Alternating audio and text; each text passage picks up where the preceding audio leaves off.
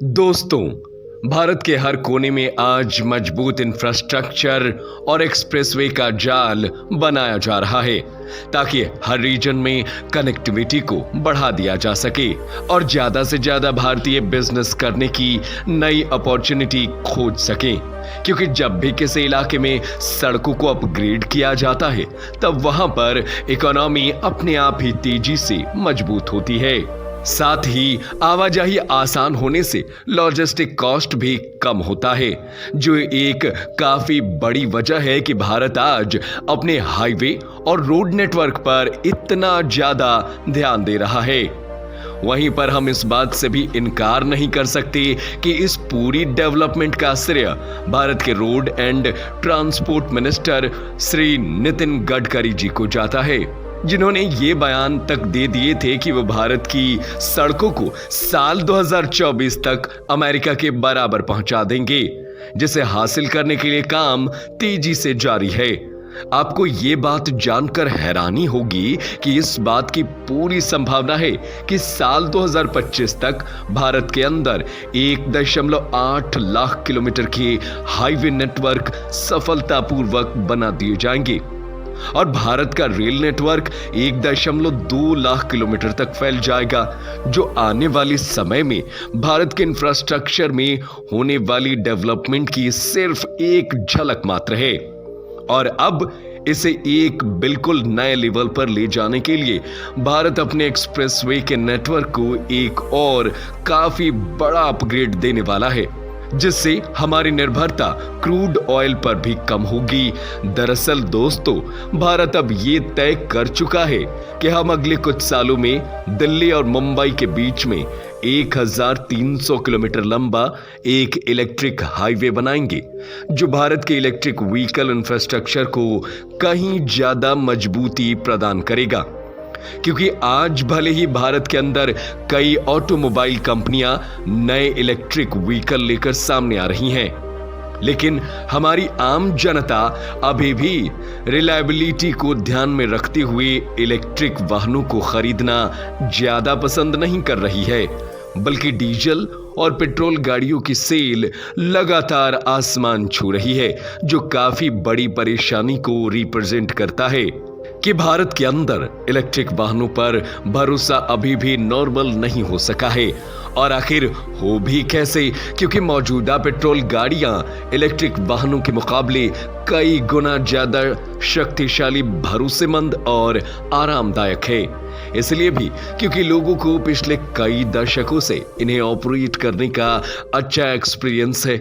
ऐसे में जब तक लोगों के मन में इलेक्ट्रिक वाहनों की रेंज को लेकर जो डाउट्स हैं उसे कम नहीं किया जाएगा, तब तक भारत क्रूड ऑयल पर अपनी निर्भरता कम नहीं कर सकेगा। साथ ही हमें पॉल्यूशन को भी ध्यान में रखना होगा, क्योंकि इलेक्ट्रिक व्हीकल एक काफी महत्वपूर्ण विकल्प है, जिसका इस्तेमाल करके हम देश में पॉल्यूशन कम कर सकते हैं। ऐसे में भारत द्वारा बनाया जाने वाला ये नया इलेक्ट्रिक हाईवे काफी महत्वपूर्ण साबित होगा, क्योंकि इसका इस्तेमाल करके हम इलेक्ट्रिक व्हीकल के इंफ्रास्ट्रक्चर को भारत में मजबूत कर सकेंगे।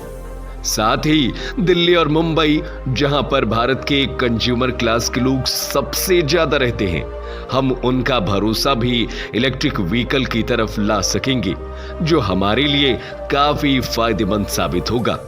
वहीं पर भारत दिल्ली मुंबई एक्सप्रेसवे को कंप्लीट करने के काफी नजदीक पहुंच चुका है,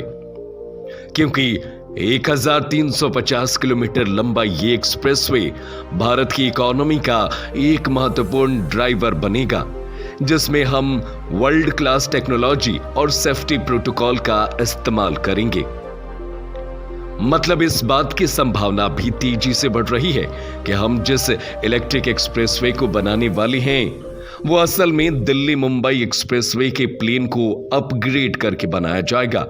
क्योंकि 8 लेन चौड़ा ये एक्सप्रेसवे इतना सक्षम है कि हम इसके 2 या 4 लेन को इलेक्ट्रिक लेन में कन्वर्ट कर दें,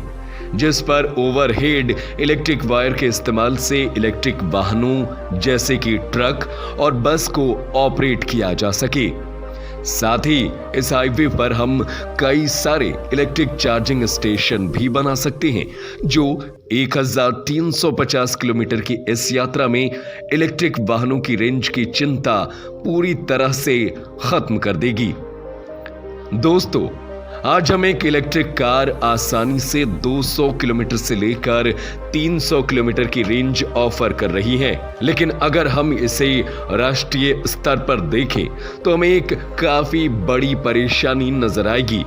क्योंकि 300 किलोमीटर की रेंज के साथ ही इलेक्ट्रिक वाहन भारत के किसी भी दो बड़े शहरों के बीच में आसानी से नहीं जा सकते, क्योंकि कई बार इलेक्ट्रिक चार्जिंग स्टेशन या तो काफी दूर होते हैं या फिर कभी काम भी नहीं करते हैं। ऐसे में एक आम कंज्यूमर के मन में हमेशा इस बात का डर बना रहता है कि 10 से 20 लाख रुपए खर्च करने के बावजूद उन्हें एक ऐसा व्हीकल नहीं मिल रहा है जिस पर वो आंख बंद करके भरोसा कर सके।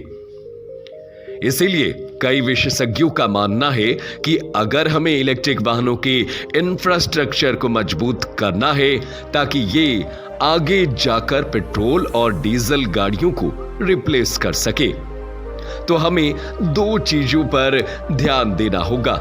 सबसे पहले तो हमें देश के अंदर इलेक्ट्रिक चार्जिंग स्टेशन का इंफ्रास्ट्रक्चर पेट्रोल पंप जितना ही मजबूत करना होगा और इलेक्ट्रिक गाड़ियों की औसत रेंज को कम से कम 500 किलोमीटर तक बढ़ाना होगा। साथ ही हमें इन गाड़ियों की बिल्ड क्वालिटी और सेफ्टी प्रोटोकॉल पर भी काफी ध्यान देना होगा, क्योंकि भारत का क्लाइमेट काफी ज्यादा गर्म हो सकता है और कई बार तो गर्मी 45 डिग्री सेल्सियस से भी ज्यादा हो सकती है। ऐसे में आग लगने या बैटरी के फटने जैसी घटना ना हो, इस पर भी हमें पूरी सावधानी बरतनी होगी।